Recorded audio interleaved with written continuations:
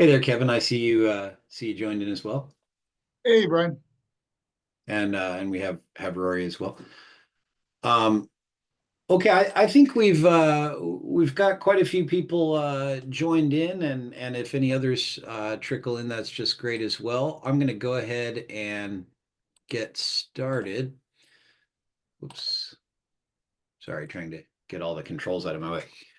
Okay, so today we're going to go ahead and look at a really particular use case in SignalPro and sort of pick apart how you could go about modeling the different parts of the communication system for this use case, which is going to be an open pit mine.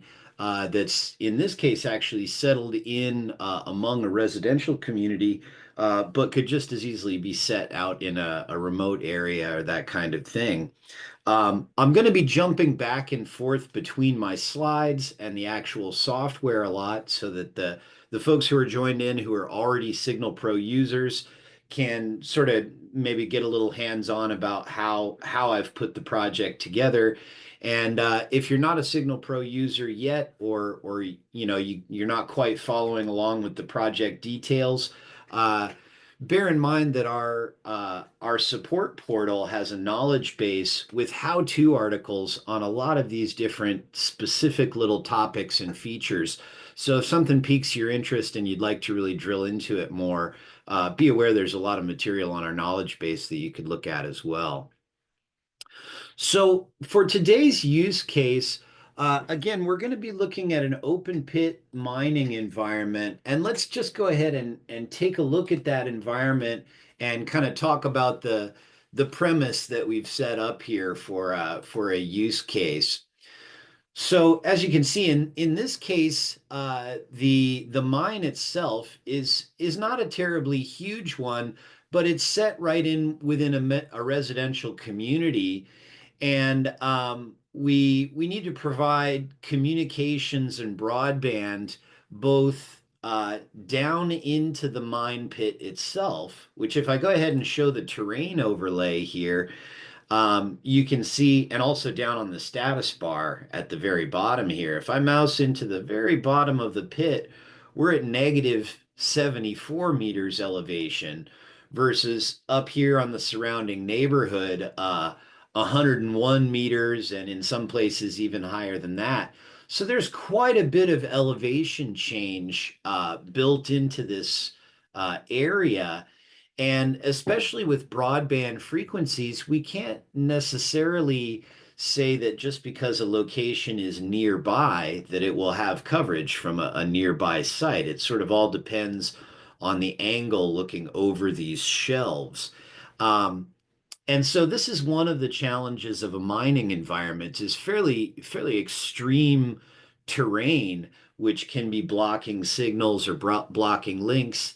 And also the fact that that terrain may change on a really routine basis. So jumping back to my slides here, I'll go ahead and go to the first one. This is one of the most common sort of challenges that we have to tackle with our customers in the mining space is the site elevations may change on a weekly basis or so, as they open up a pit or open up new areas or change the shelves, they may have to completely um, update the elevation map. And Signal Pro, of course, with our Cirrus subscription data or some of our custom data options, we can provide you with geo data for your project area, but also a lot of our mining customers are producing their own elevation data sets. And so because Signal Pro doesn't lock you down into our data formats, and we provide some conversion utilities, there's generally a pretty smooth conversion path to come from the mining planning software and into Signal Pro. And typically, what that looks like is AutoCAD files, AutoCAD DWG files, showing the different elevations and cuts. And those can be exported from AutoCAD into a raster grid format. And then from that raster grid format, we can take it in from EDX here. I can go into my utilities menu and go to File Conversions, run EDX CV, and then under my conversions menu and terrain, I can convert from a variety of different raster grid formats into the EDX 201 format, which is going to be nice and fast for calculations. We use a special sort of compression under the hood in our file to make our propagation calculations work more quickly. And so the one that I would recommend is actually the Esri ArcView ASCII grid format. Just about every software add-on to AutoCAD or GIS platform can support that Esri ArcView. And so the ASCII grid format is a really robust, reliable way to to convert those files and get them into our 201 format. Um, and like I said, just about every other GIS software can work with that format as well. So it's a really good interchange format to work with. And one other thing to point out about that is very often the mine operator, of course, has elevation data and plans for the actual cut areas or the actual operations areas, but they may need to have land mobile systems or private LTE that stretches over sort of the greater operations area. Or if you have several sites within, so many miles of each other, then maybe you only have the elevation data for those specific sites, and you need to set that into the region surrounding so that you can do the planning for your land mobile radio, private LTE, etc. And that's one feature that we have here in the databases. Uh, so as I'm setting up my terrain or my land use, land cover, what I've done here is to point to the the actual pit mine data for the pit itself is my first layer of terrain data. And then I'm pointing at our EDX Cirrus subscription data for the rest of it so that anywhere the propagation model finds that it doesn't have data in this first data set, it'll look in our subscription data and use the elevation from there. And in that way, I can have sort of a seamless planning environment for the region at large and then my actual specific pits that I might be working with. Let me make sure I'm not missing anything about that. Yeah, okay. So moving on, once I have set up the environment for my mine, I might have a whole portfolio of different technologies either operating today within that mine that I need to support going forward and look at replacements or upgrades, that kind of thing.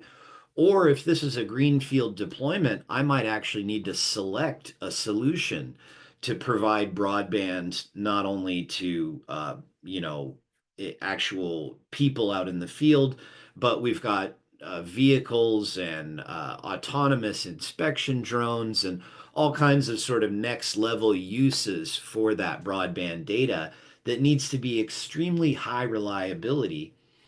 And so the main point that I want to make here is that the SignalPro platform, along with the technology modules for network design, such as the Wi-Fi module, LTE and 5G module, etc., can really support any technology that you might use in this type of an environment, or might even consider using in this type of environment, from old legacy systems like older Wi-Fi, WiMAX or Cambium systems, older SCADA in general, up to all the latest LTE, 5G, and Wi-Fi 5.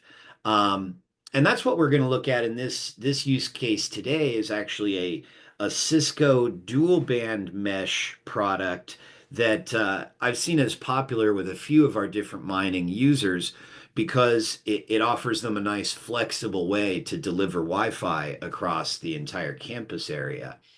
Um, but whether we're looking at the access layer for broadband or looking at backhaul, SignalPro and those network design modules can really support any technology that you might be looking at. And if you're looking to evaluate and choose between different technologies, if you have to make the decision, are we going to go with 5G or private LTE or Wi-Fi or, something else, you can compare the performance of those different technologies within Signal Pro and get sort of an apples to apples comparison between them. So let's go ahead and take a look at the project itself and how this is all put together. Um, so again, I've got my terrain and clutter both set up so that I can modify parts of it and update, the terrain for the mine area itself. And then my terrain and clutter for the surrounding area is pulled from my EDX Cirrus subscription data, which you can see in this case, the Cirrus subscription data around the mine is pretty high resolution, pretty granular for the area. I can see the difference between residential areas and what they're calling developed low intensity, which is a little more spread out and has more trees in it. And then, of course, the mine area itself is just all classified as quarry. Um, Once I have this model of the physical world set up, I can go into my propagation model, and I'm using the Anderson 2D model along with clutter losses if there's any clutter there. And this is so that I'm looking at a direct path profile between any of these radios and doing a nice granular evaluation of the terrain elevations along that profile. For the technology that we've got in place here, let's go ahead and take a look at one of these radios. I'll start with my gateway here at the main office. And again, this is a Wi-Fi setup, and what I've done is created two sectors. So I've got a 2.4 gigahertz Wi-Fi, and on this particular product, the 2.4 gigahertz Wi-Fi is used generally as the access layer, and then the 5.8 gigahertz is used generally as the backhaul layer. And the new releases of this can do some sharing and some smart traffic loading between the two. But for the planning, this is generally how we set it up. And so for my 2.4 gigahertz sector, I've set that up with the system type of Wi-Fi, and I've given it, a MIMO antenna and all that kind of thing. And again, this is for the access layer. And then for the backhaul, the 5.8 gigahertz radio, I've set this up with, of course, the standard link budget under my transmit and receive parameters here. But the system type, I've chosen mesh instead. And in this case, this is specifically just to support the small scale mesh features under the mesh module. And when I select this mesh system type, then I also need to go and set up a channel plan template, and I assign channels for the mesh radios that are going to be able to talk to each other. This part is important for the small scale mesh. Only radios that are designated as a mesh system type and have a channel assigned to them are assumed to be able to mesh amongst each other. So I've created those dual band sites, and initially I have my gateway here. And first I wanted to provide access, 2.4 gigahertz access, as well as backhaul to the pit area itself. And then also I want to extend that Wi-Fi out into the residential neighborhood. And so there's a number of ways that we could go about this. Since it's a fairly small area, what we've seen is that most of our mine users will go ahead and do these designs manually. So they'll set up a project template and they'll go and choose where they might put their site locations based on their knowledge of the area. Very often these antennas are on a trailer, and so you can crank them up to whatever height you need and place those antennas wherever you need them to be within the mine. So we're fairly unlimited on site locations, and I don't need to bother with a tower candidates list and you doing an automatic site placement to try and build this out. If I'm totally unconstrained in where I put my sites, then I can just go ahead and start building by hand. One thing that's useful for that, I'd like to show you. You'll notice I've got my gateway site. Oh, this is the access sector. I'd like to look at the backhaul sector, which is the second one, and I'll set that as the focus.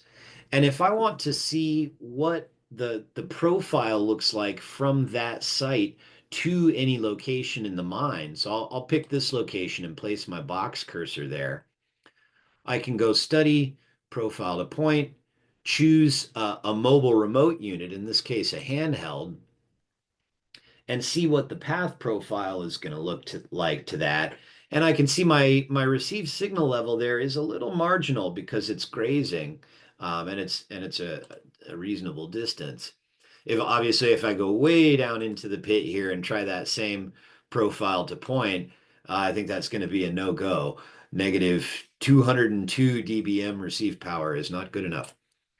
Um, so I can, I wanted to show I can also do this live profile to point, where now I'll get my link dialog kind of out of the way here and I can drag my mouse around and see where I might be able to get good direct coverage. And this is kind of the process that we'll see a lot of our users going through to find good site locations is just to say, hey, what would it look like if I try to get out to this location, for example?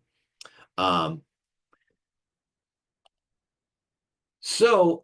and of course, we do have automatic site placement under Create Hub and Transmitter Group for multi-point, or in our mesh module under Mega Mesh, if we have a larger problem, let's say I've got hundreds of endpoints or thousands of endpoints to reach, and I need to select those gateway locations to cover them. Or if I have an area-based problem where I need to cover kind of a large area and I've got a set of candidate sites to pick from, this auto placement for areas will choose those site locations for you. So the manual design is not required, but it's something that you can do, especially at this scale. And with that quick live profile to point, it's pretty easy to see what connectivity is going to look like between any two locations. So I went ahead and put a couple relays in here to try and first of all get my signal down into the mine area. And then under my area studies, I've set up a few different studies for received power and most importantly, the downlink data rate. So let's take a look at that one. I'll go ahead and hide my land use here. And this is my data rate for the mine area itself. And this is just from the 2.4 access layer. And I can see that I've got pretty good reliable coverage, at least on a grid basis across this area. Um, and if I want to look at the backhaul, then we'll drill into that the mesh backhauling in just a moment here. I want to make sure I don't skip over anything. Let me jump back to my slides. Yeah, yeah, yeah. Okay. So I was about to skip something. So these area-based grid studies are good for seeing that you've sort of generally got coverage across an area. Um, but if I've got a very specific route for a vehicle, that might sometimes drive in really close to some of these big shelves.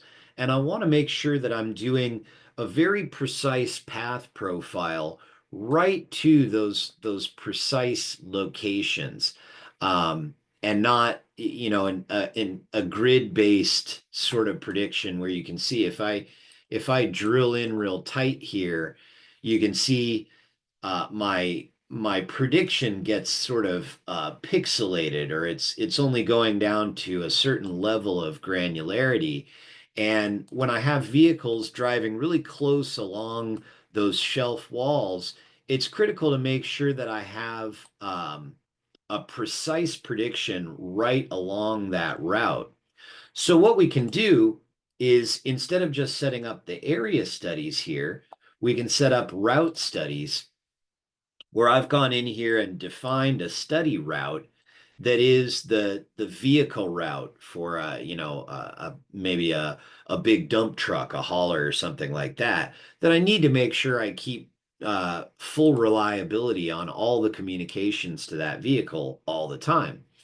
And so if I set up and run those route studies here you can see it's doing a study point every so often. I think I chose every 2 meters or every 5 meters along that route, and doing a precise path profile calculation from each of the relevant sites to that point along the route. And so you can see there are some places here where actually I do have some fading. I get marginal signal levels. And if I want to drill into that, I can hold down the R key and sort of highlight a route, and then or a portion of the route. And then I'll double click here to stop that highlight and say, okay, this is the area I care about. Now, if I show that route graph, I can look at my signal levels along the route, and sort of see exactly how low my fading dips and where that is along the route. So those route studies are really critical to make sure you've got full reliable communications to your ground-based vehicles. And the last thing I'll say about that is that some of our users have approached us about drone inspection routes, and, for example, private LTE to the flight path for a drone that needs to go out among this terrain and maybe inspect and take pictures or video of different assets. If you want to guarantee that you've got comms to something that's flying along at different elevations, those route studies can be set up as a flight path as well. We have both, aviation users doing large scale flight paths and aviation communications, but also we've seen some interest in doing inspection drones at this kind of a scale. And that's something that's available in the software today.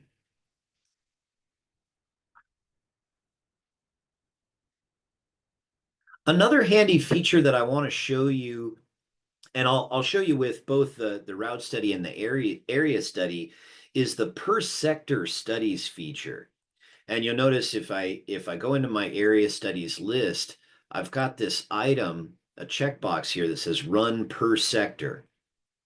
Now, warning on this feature, if you check this on and you've got a lot of sites in the project, the studies will take longer to run, and the project file size will get larger. But the reason why is because it's storing the individual coverage footprint of each of the sites in the group that you're running the study for. And then you can dynamically switch between those different sites and see the coverage for different sites within that overall study.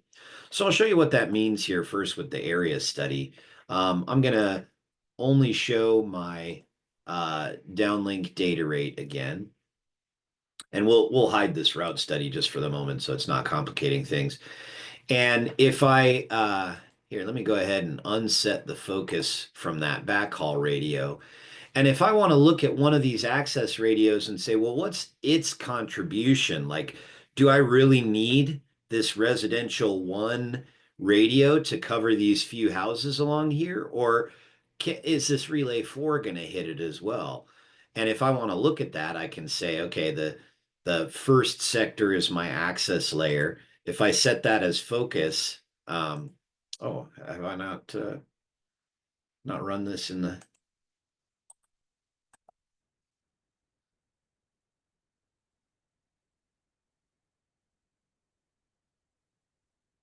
Oh, gee whiz, I might not have actually run that in the per sector study mode. Uh, Sorry about that. Here, let me see if I can show this with the route study. Yeah, okay. So with my route study here, um, I'm seeing really poor coverage from this residential one site being the focus. So that site's really not contributing to my route at all. But if I go here to my relay one site and set that guy as the focus, here we can see what the coverage would look like from just this one site. So I might be tempted to say, well, this relay one can get out to this shelf and it might be good enough to get all the way back to the main office. But I've got some areas of really bad shadowing here. If I look at my um, profile to point again,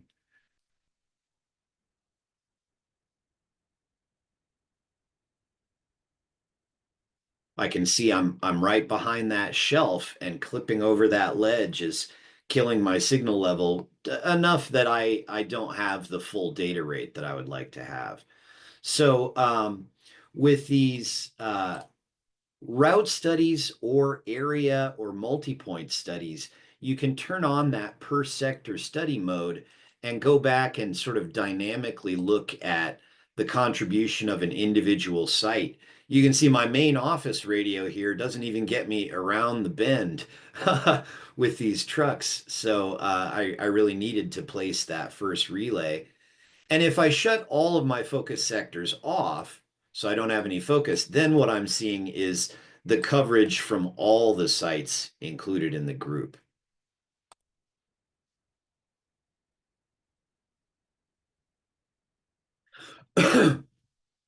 um, the last thing I wanted to show here before I finish up and open it up for questions is if I was looking at a different technology. So let's say if I was doing LTE or 5G, and I wanted to compare those against my Wi-Fi. In this case, for my Wi-Fi access layer, in order to arrive at that downlink data rate, I was using, a MIMO type, and I set up Wi-Fi here.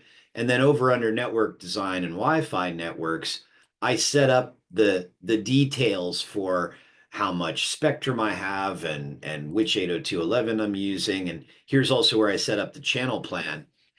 If I want to do LTE or 5G, I could add additional sectors or add another site template, and I could go here under LTE Pro and make sure you use the Pro version.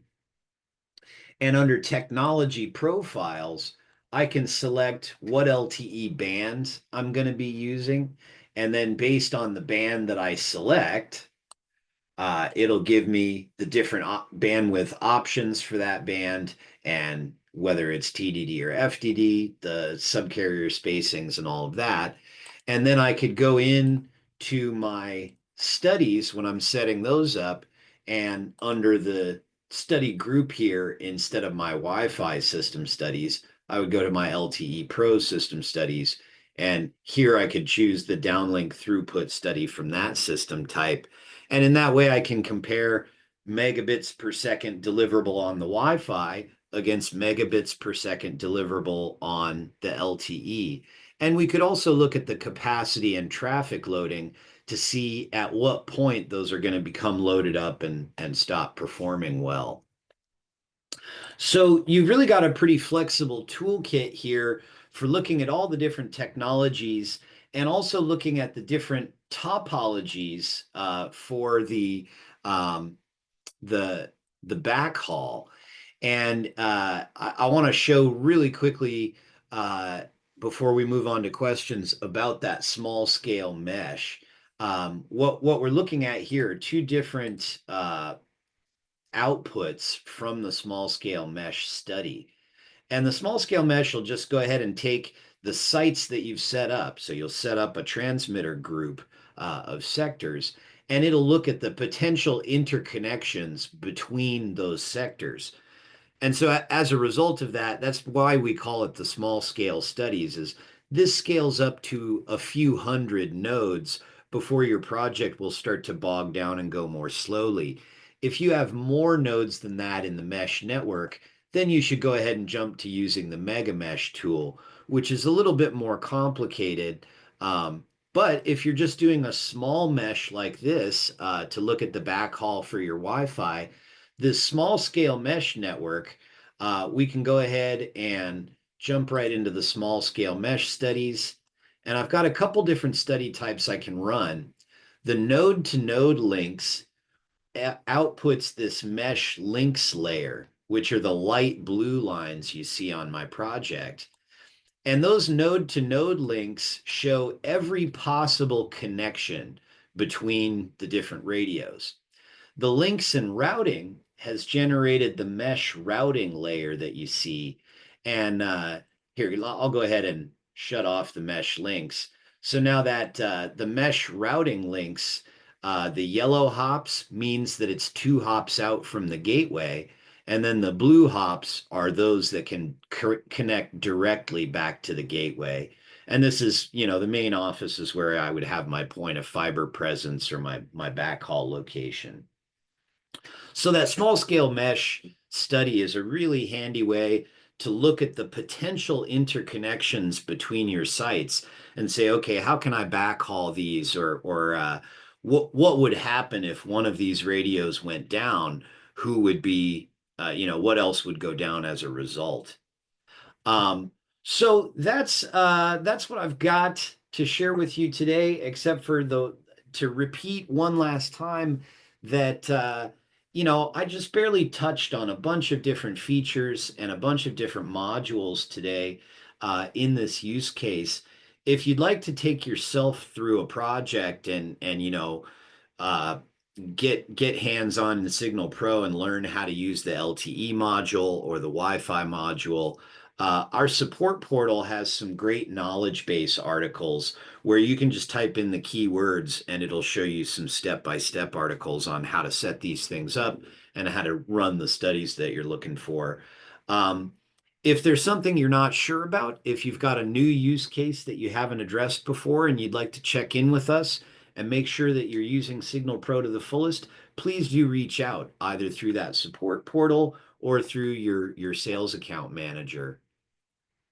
Uh, with that, I'd like to go ahead and open it up to questions. I see there's one of the questions that's there in the Q&A is, can we have the recorded presentation of this by email?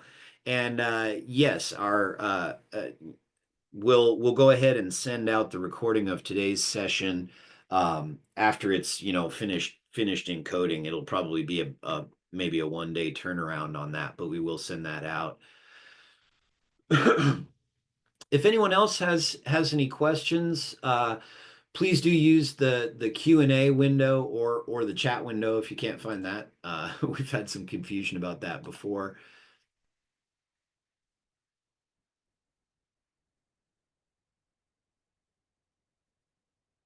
Yeah, go ahead, Kevin. I think you still have the ability to talk on your microphone if you want.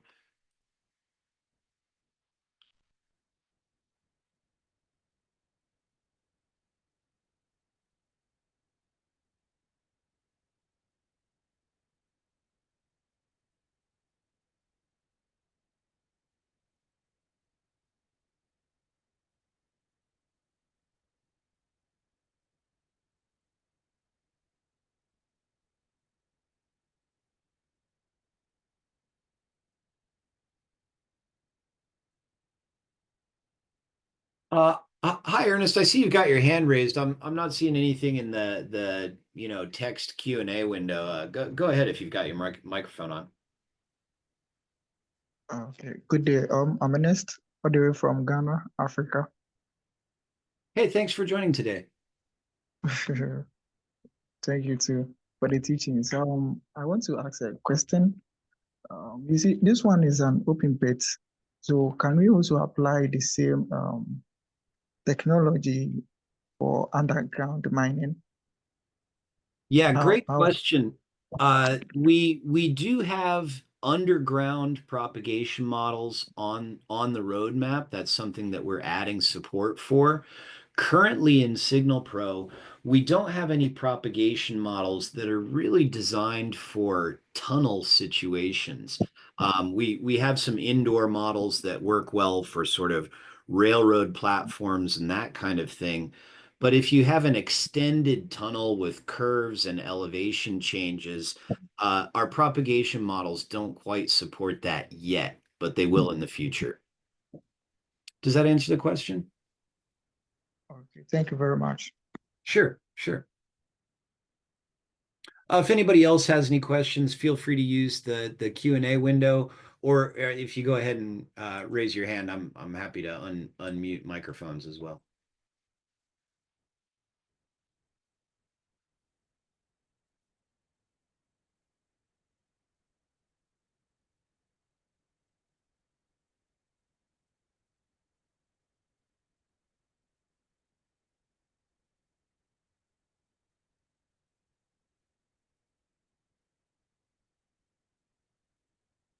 Okay, well, if there aren't any other questions for today, I'll say again, thanks for joining today.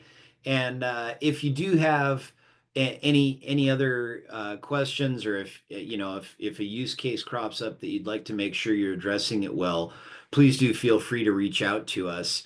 And Roy or Kevin, if you don't have anything to add, I'll go ahead and end the webinar for today.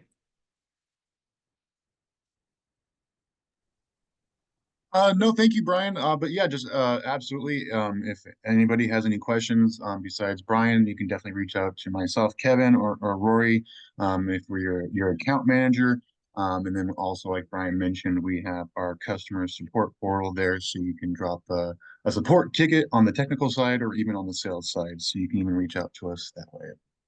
Oh, hey, was there another question, Ernest, or am I just seeing the hand raised still? Sure. I'm a university graduate with electricals and electronic engineering background.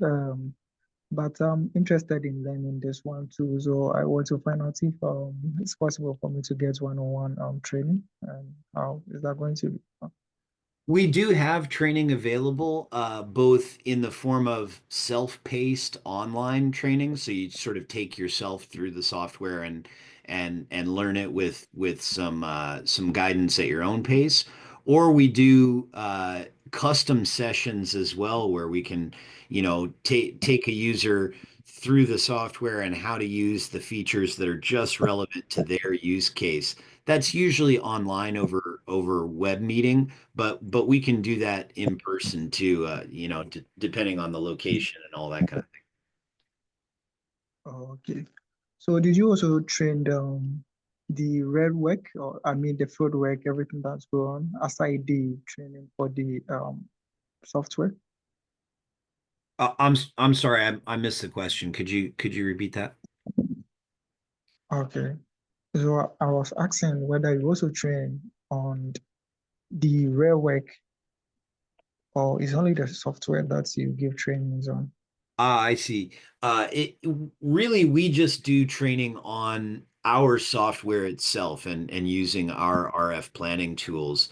If there's another sort of related topic, sometimes we can make a referral to a consultant or another source of training, but we restrict ourselves to just training about our tools. Oh, okay. Well noted. Okay, great. Well, thanks, and thanks for your questions, and thank you everybody for attending. If there's nothing else, I'll go ahead and